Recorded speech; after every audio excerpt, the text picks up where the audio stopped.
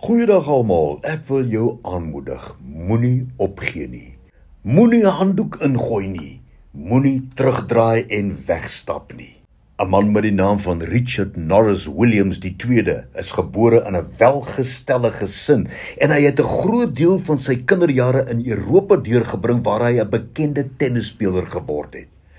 Richard Norris en sy pa het in 1912 eerste klas kaartjies op die Titanic bespreek.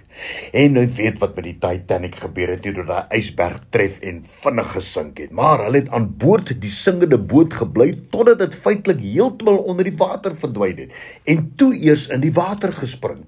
Sy pa het gesterf toe een van daai vallende skoorstene van die boot op hom geval het, maar hy het aan 'n gedeelte van 'n stikkende reddingsboot vasgeklou totdat hy na 4 ure in daardie ysige koue water uiteindelik gered is.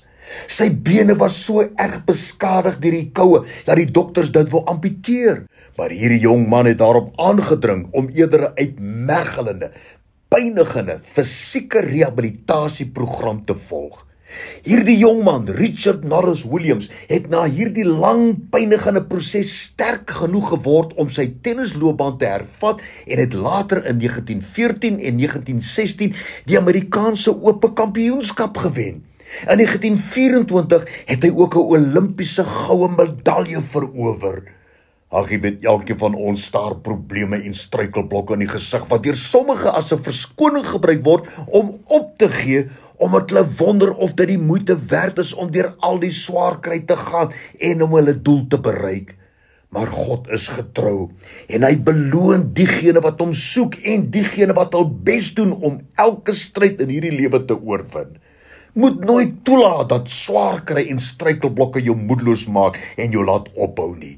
2 Korintiërs 4 vers 19 lees ons, daarom gee ons nie moed op nie, maar al vergaan ons uiterlike mens ook, nogtans word die innerlike mens dag na dag vernuwe. Weet jy wat? Die Here God is altyd getrou om diegene te beloon wat weier om toe te laat, dat die swaar kry van die lewe om daarvan weerhou om hom, die Here, te vertrou. En wanneer jy voel jy wil opgee, dink aan die rede waarom jy begin het.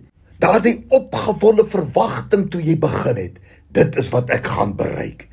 Weet, daardie groot bokskampioen Muhammad Ali het eenmaal gesê, ek het elke minuut van oefening gehaat, maar ek het vir myself gesê, moenie ophou nie, sukkel nou en leef die res van jou lewe as 'n kampioen.